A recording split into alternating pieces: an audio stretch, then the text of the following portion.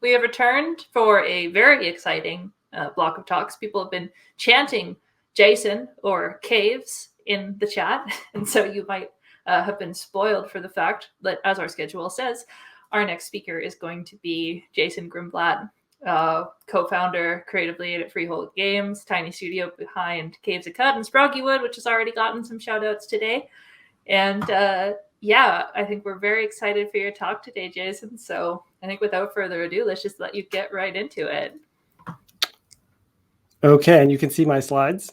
Yes, we can see your slides. We can hear you. It looks all good. Great. Okay, well, hello. I'm Jason Grimblatt. My pronouns are he, him. I'll tell you more about myself a bit later, but first, let's talk about some bugs. One of my favorite bugs calls back to the very first roguelike celebration, the mystery of the dead cats in Dwarf Fortress. So in 2015, bug reports started appearing on the Bay 12 forums reporting mysterious cat deaths. Alcohol was suspected due to the excessive vomit found near the death sites, but cats weren't supposed to drink alcohol, so what was going on? Thankfully, at the very first roguelike celebration, Tarn and Zach Adams provided an illuminating exegesis of this bug. Here's a slide from their talk walking through the interlocking mechanics that produce the bug. So dwarves go to the tavern when they want to drink. They get served a mug of alcohol. Sometimes they get called away to do important work, and when on their way out, there's a chance that they spill their mug. Now, independent from this, cats are drawn to taverns because they want to be near dwarves. And when they enter, they walk over the spilled alcohol. Then they notice their paws are dirty, and so they clean them. And while licking the paws clean, they ingest the alcohol. Now, here's the bug. Unfortunately, there was just a single ingestion amount, a full mug of beer, which was overwhelming to the cat's body mass. So they got violently drunk and vomited everywhere. Here's Tarn in the middle of the regrettable announcement that some cats did indeed die. I'm obsessed with these kinds of bugs and how they let us peer into the ostensibly tamed realm of digital processes, which turns out to be quite poetically untamed. Even when the bug is apocryphal, as was the case with the boat-stealing seagulls in Valheim, they still paint a fascinating picture of the protean socio-technical forces behind video games as a medium. So I asked on Twitter what some of your favorite bugs and edge cases were and got some great responses. From Tom Nelpoiner, in one of my games, I programmed dogs that picked a character to act as their master. They would then follow that character around. I didn't remember to exclude dogs from the list that got used. Instead of acting as pets, they all got attached to each other and ran off to the hills. No gods, no masters. In SimCity, hydropower was very cheap and very clean, but waterfalls were very rare. However, you could build a mountain, place a water tile on the slope of the mountain, and thus create a waterfall, giving yourself unlimited clean power with no reference to physics whatsoever. Twitter user Endril brought up Skyrim's treasure foxes. I love this one. So there was a bit of folklore wisdom among Skyrim players that if you followed a fox, it would often lead you to treasure. What a cute design, right? Except that none of the Skyrim designers could figure out how this feature had gotten added to the game. So as Skyrim dev Joel Burgess tells it, a group of the devs that worked on the game got together and decided to do some sleuthing. Here's what was happening. Foxes were programmed to be skittish and flee from the player, meaning their pathfinding would try to get as far away from you as possible. But as far away from you as possible wasn't a strict distance metric, but instead a number of triangles in the pathfinding nav mesh. And since camps and treasure sites are more geometrically complex, they had more triangles, so the Fox's AI would accomplish its task just by running to the nearest camp. Thus were treasure foxes born. And there are so many more. Horse Emperors and Crusader Kings 2, glitch beings in Pokemon, a pandemic in World of Warcraft. Some bugs I didn't even investigate. I just appreciated them as found poetry. So what's going on here? Clearly, we find at least a certain class of bugs enchanting, but the methodologies we use to evaluate and classify and act on them are all premised on the notion that they're bad, that they're interruptions in some pure intended experience. Bugs have momentum. They want to be triaged. They want to be fixed or turned into features, or if they are ignored, done so mindfully due to lack of time or resources.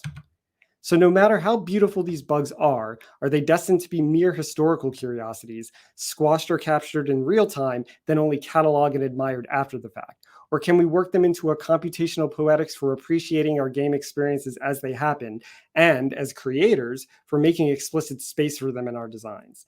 This is a particularly meaningful question to me because, hello, I'm Jason Grimblatt, maker of Buggy Games. I want to reflect on my own creative process to understand my intuitions for what makes a good bug and what makes a bad bug, and to more mindfully fold this comprehension back into my design practice. And so I'm going to spend the rest of the talk focusing on a subset of games that are like my own, those that are scaffolds for explorable worlds, meaning I'll leave aside abstract games, and I'll focus on a subset of bugs, those that are the results of collisions of game systems, meaning I'll leave aside things like graphics bugs, as interesting as they are in their own right. But first, I do want to take a short detour and mention one play community that has incorporated bugs into its experiential framework, and that's, of course, speedrunning. This is the Super Mario Bros. Flagpole glitch that takes advantage of sub-pixel positional data to clip you through the flagpole block and bypass the pole without lowering the flag. It'll shave a full 0.7 seconds off your runtime. By recontextualizing the goal of a video game to beat it as fast as possible in any way possible, speedrunning uplifts all the material quirks of the underlying hardware and software to first-class gameplay entities, regardless of how we might classify them in other contexts. Bug or not, it's fair game. And if you've watched the semi-annual speedrunning event Games Done Quick, which I love, you know that for each speedrun game, a rich and fascinating subculture has cohered around the discovery and performance of these glitches. Speedrunning is increasingly understood as an acceptable modality of play. Here's a recent update to platformer VVV, re-enabling key glitches that were necessary for certain popular speedrunning strats. And here's the developer Tara Kavanaugh explaining how the bugs were isolated in an if statement for safekeeping. So speedrunning is fascinating. It deserves its own talk. This type of developer community symbiosis is also fascinating, but it still consigns the buggy experience to a parallel track of play. So it's a little adjacent to what I want to spend the rest of the talk focusing on, which is how can we understand bugs and edge cases as endemic to some sort of intended play experience, as unstable as that concept admittedly is? Remember, we're focusing on games as worlds. And when I start to think through how the story worlds of these games come into being, I think of their durability and how bugs are sorts of like cracks in the vessel that contains their fiction.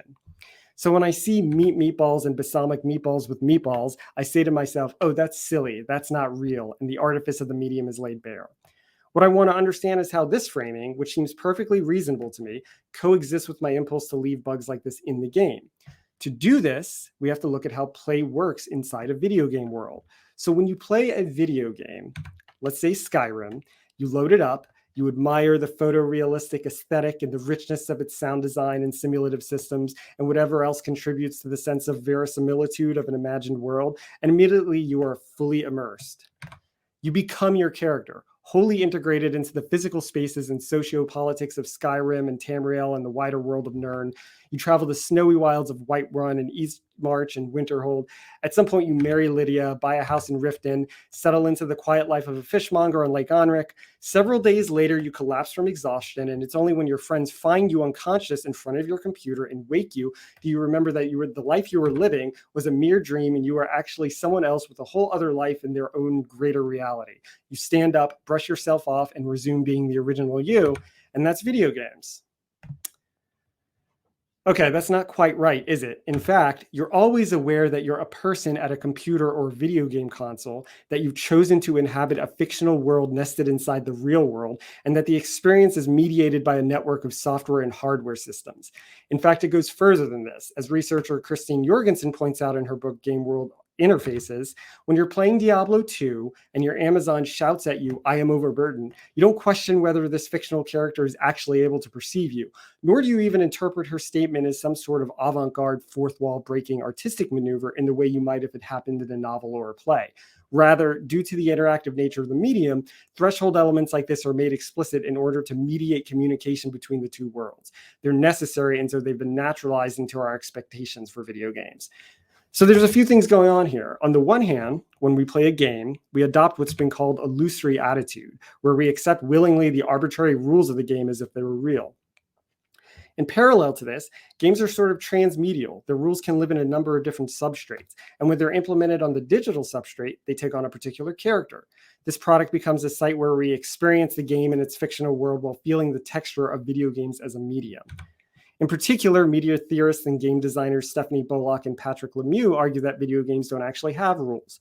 Despite their colloquial designation and sale as games, video games do not have rules. Rules are voluntary constraints in social contracts. They are pacts between players not to peek or move outside invisible boundaries.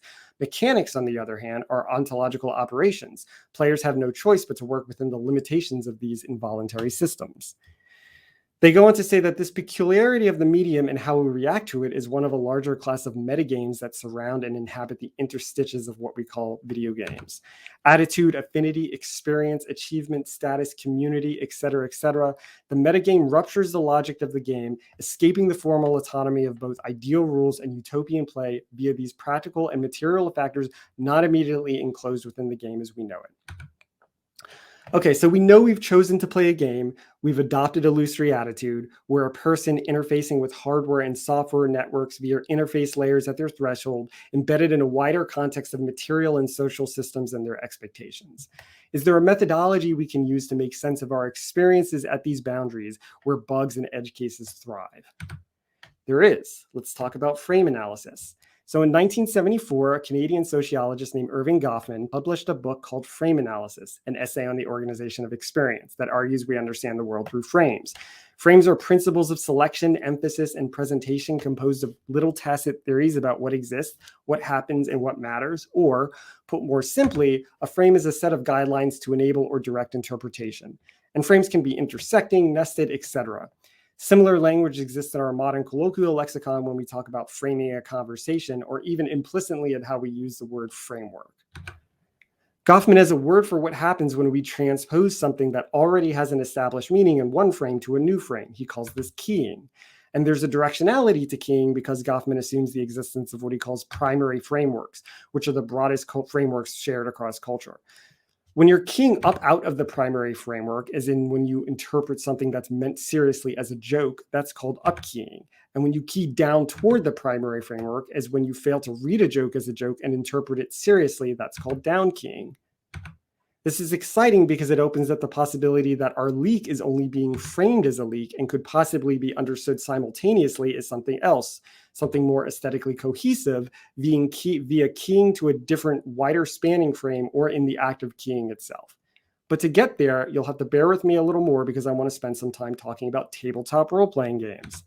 So in 1983, another sociologist, Gary Allen Fine, published a field study of tabletop role-playing games called Shared Fantasy: Role-Playing Games as Social Worlds, where he uses Goffman's frame analysis to decode the language role-playing groups use to talk to each other while gaming. Fine motivates this approach with a very interesting observation. He says, games are quintessential examples for frame analysis because of their capacity for inducing engrossment. That is, voluntarily cutting oneself off from other realms of experience distinguishes this world of meanings from those primary frameworks, or the paramount reality, that individuals naturally inhabit. He immediately follows this up with, although perhaps contrary to common sense, people easily slip into and out of engrossment. Frames succeed each other with remarkable rapidity. In conversations, people slip and slide among frames. Engrossment, then, need not imply a permanent orientation toward experience.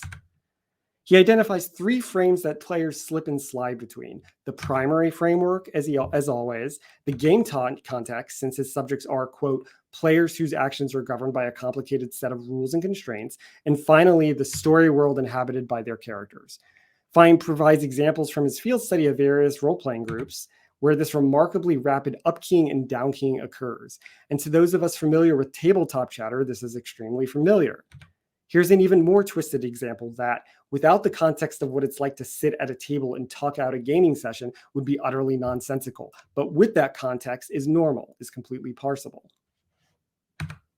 And this process is essential to what tabletop is. We're constantly upkeying dice rolls to make sense of them in the fiction, downkeying events in the fiction and reinterpreting them in terms of the game rules, upkeying from the primary framework when we make a rules adjustment because players aren't having fun, etc.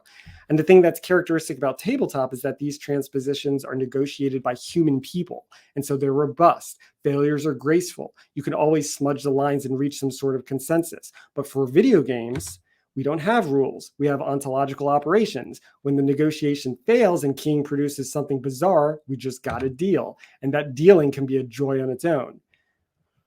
So with this framework on hand, I want to reflect on some examples of bugs and edge cases in Caves of Qud. The first one is a simple example that calls back to I am overburdened. So in Caves of Qud, it is entirely possible to create a character with enough starting gear and a low enough carry capacity due to dumping strength that you start the game without being able to move. Now, we could fix this by limiting your starting gear based on carry capacity or putting a floor on how low your strength could go, or in any number of ways. And in fact, when we look at the story world frame, this is kind of a leak. It's not sensible in the fiction to be unable to move, although there is a caveat to this, which we'll get back to in a minute. If we look at the gameplay frame, it's even more of a leak, a character configuration that leaves you unable to move and having to go into your inventory to drop items is far from an ideal play experience. Back to the story world frame for a moment, there's actually an interesting opportunity here in upkeying from the game context to the story world. If this incident occurred in a tabletop game, you could imagine a clever GM interpreting it as your character being so stuffed with wares that you're dragging them back into town exhaustedly. Maybe that would involve a little rule smudging, but it's a satisfying upkeying into the story world. Even though the ontologicalness of video game mechanics prevents this sort of interpretation from getting actively folded back into the game context, it's still fun and fruitful to do in your head as part of your unfolding emergent narrative. This is what AI researcher Max Krominski calls extrapolative narrativization, where you ornament the story coming out of your playthrough with details not explicitly represented in the game. In fact, Max, narrative designer Kat Manning, and I have a paper coming out soon extending this concept to what we're calling reparative play. Sorry, I missed that quote. There you go. Extending this concept to what we're calling reparative play, arguing that certain games are structured to encourage their players to repair the emerging narrative by providing only pre-narrative parts that arrive in disrepair. But there's something even more essential going on here. Despite it being a sort of leak in the story world frame and definitely a leak in the gameplay frame, I like this edge case. It's good. It's doing work for us to achieve the aesthetic goals of what I'll call our meta frame, which is aware that its players are people interfacing with hardware and software and knows that they're performing this remarkably rapid keying as part of the experience. What this says is, hey, there's so much going on here that mere manipulation of the game mechanics cannot account for all the emergent possibilities. Both Qud's story world and game context are interested in the idea that the borders of the world are fuzzy. In fact, I think this aesthetic is operative in many systems-driven games built around emergence. The possibility space is too big, too rich for us to have gone in and filed off all the rough edges. Instead, we're saying, here's a big messy space, let's figure out what's inside together. This gets at a core design philosophy of mine, which is the dev team does not think of everything. For those who don't know, this is a riff on the common refrain said about NetHack to describe the proliferation of program behavior for special cases. The magic for me is in having an everything that's more abundant than I can know. Okay, second example. This one gets a little violent. I apologize for that. So there's an ecosystem of psychic abilities in Caves of Qud. One of them lets you inhabit another creature's mind and control their body. While this is happening, if your original body takes damage, you get ported back into it. There was a very popular bug, though, where if your original body was destroyed in a single hit, the game had no body object to send you back into, and so you remained in the host body permanently. This exploit was so popular because it let you play the game as a diverse array of creatures you otherwise had no access to. And since the tone of psychic power in Caves of Qud is all about transgression beyond known boundaries, there was a beautiful keying between this cryptic corner of the story world and, in the game context, the act of unraveling the very mechanics themselves. The bug had a side effect where it would occasionally crash your game, though, which was too high a cost to leave it untouched, but we didn't want to completely give it up, so we filed off this one edge and turned it into a feature. But we wanted to preserve the air of transgression around the swap, so we paid close attention to how we messaged it. For instance, normally important events in your character's life get inscribed in the chronology tab of your character journal, but when you do the body swap, we explicitly don't include an entry. Likewise, this is typically the sort of thing we award an achievement for. We also don't do that. All we do is display a neutral tone message, your mind is stranded here, that leaves you wondering whether what happened was expressly recognized by the game or not. There's a really interesting bit of design texture here. In a game filled with Baroque language, we found there was a lot of authorial weight in moving back to terse, almost console readout style simplicity to access a boundary in the software itself. Instead of fixing the leak, we built a nice little pool around the leak. Third example. This one's controversial even among the Qud dev team. When you start a new game in Caves of Qud, in the starting village of Jopa, about 1 to 2% of the time, a fight breaks out between the Watervine farmer Mehmet, one of the first quest givers, and the village warden Ulreg, Ulrich is much stronger and is a much stronger character, so he inevitably wins and kills Mehmet, but sometimes the other villagers jump in to help on Mehmet's side and the village erupts into bedlam. Players are often left wondering what the hell happened. The reason for this is that the main characters generate with procedural backstory that causes them to be admired or disliked by randomly rolled factions in the game. If Mehmet is disliked by almost any of the game's 70 factions, nothing happens. But if he's disliked specifically by the Fellowship of Wardens, the fight breaks out. Now, this is somewhat interesting in the story world frame. There's a lot of potential for extrapolative narrativization, but it's also a little awkward. Why does this fight only ever break out when you arrive in Jopa? Why haven't these two duked it out before? In the game context, I'd say it's a big leak. You're completely locked out of the starting side quest when this happens. In the meta frame, though, the picture is more interesting. Players feel that boundary breakage again, and they learn about an important game system and its emergent dynamics.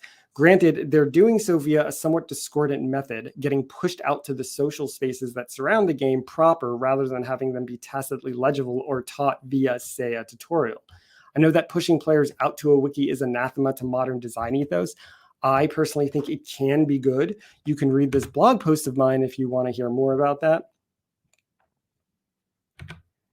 Serendipitously, a Reddit thread popped up recently about this where players discussed the Jopa Chainsaw Massacre and the merits of this type of emergence. It warmed my heart. But honestly, in weighing the pros and cons of this one, the calculus is very close. I'd say it's even money on whether we fix it before our 1.0 launch. We literally have the fix in the object blueprint data. It's just commented out.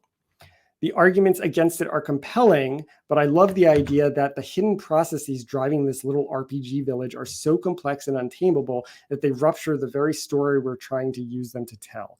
The video game falls apart and leaves its pieces for picking through and putting back together. And there's a beautiful quote that speaks to this by experimental musician Brian Eno. I'm going to read it now. It's a little long, but it's worth it. Whatever you find weird, ugly, uncomfortable, and nasty about a new medium will surely become its signature. CD distortion, the jitteriness of digital video, the crap sound of 8-bit, all of these will be cherished and emulated as soon as they can be avoided. It's the sound of failure. So much modern art is the sound of things going out of control, of a medium pushing to its limits and breaking apart. The distorted guitar sound is the sound of something too loud for the medium supposed to carry it. The blues singer with the cracked voice is the sound of an emotional cry too powerful for the throat that releases it. The excitement of grainy film, of bleached out black and white, is the excitement of witnessing events too momentous for the medium assigned to record them. With that, I implore you, before you fix a leak, ask if it's a fountain.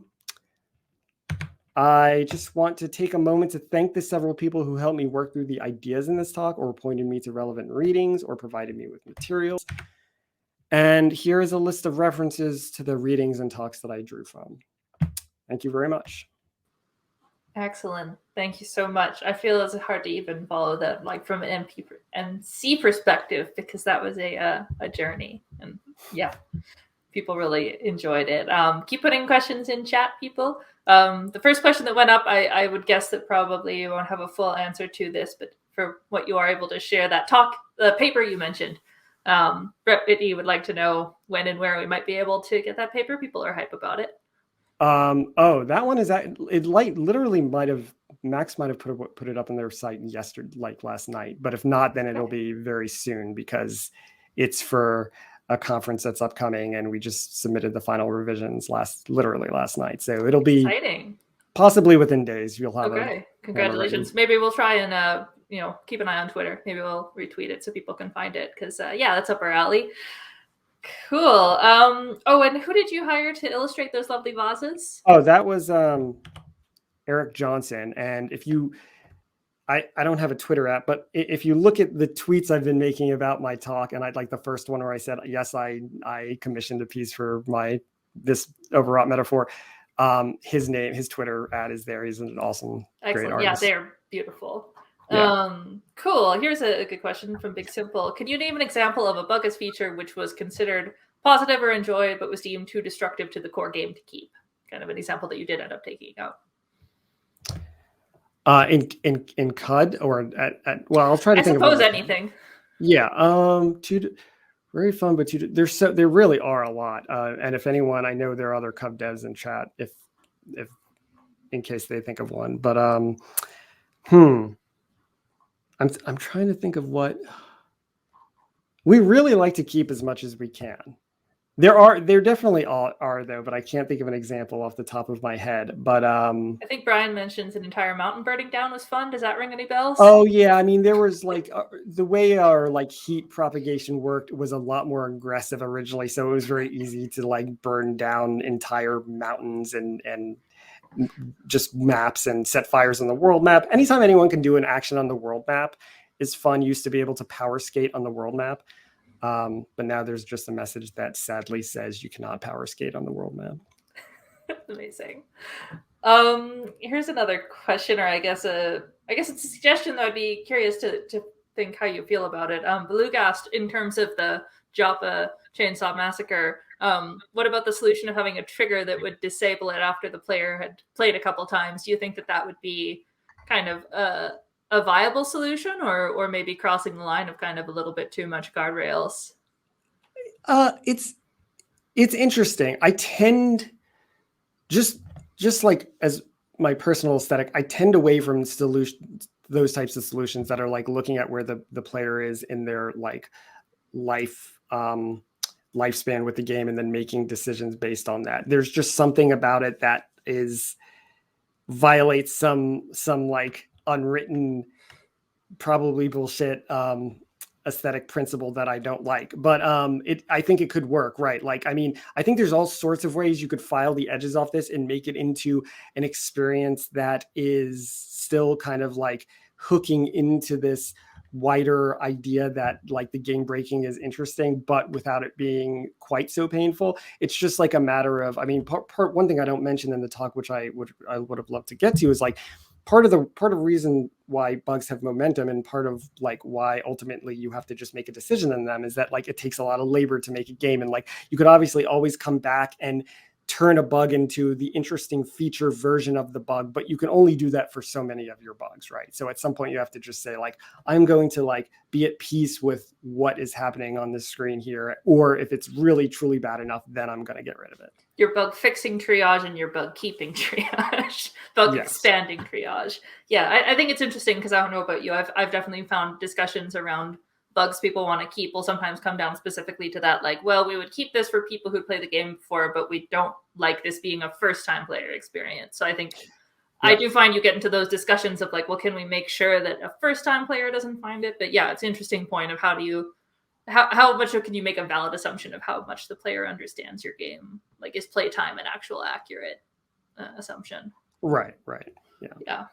And it's perfectly reasonable to be looking at metrics like that and acting on them. Just because we're not doing it, it's perfectly reasonable for you to do. Yeah. Here's another question from Pentos. Has there been an instance of a bug fix you experienced as a player that you found especially disappointing when it was fixed? I mean, yeah, this is another one where absolutely I'm going to try to think of an example on the spot.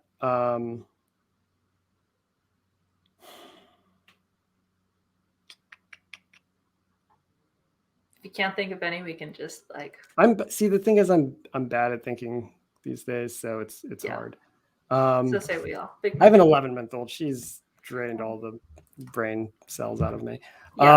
Yeah, I'll get back to you on that one. Actually, okay. I'll think about that. Here's another one that maybe, again, most of these are example questions, but Nonsense Bird asked if there are any CUD bugs that didn't quite make the cut for your planned speech that are still dear to you. So any things active that you at least are meditating on the idea of building a pool around them? Yes. Okay. Now let me think more deeply about this. There definitely were.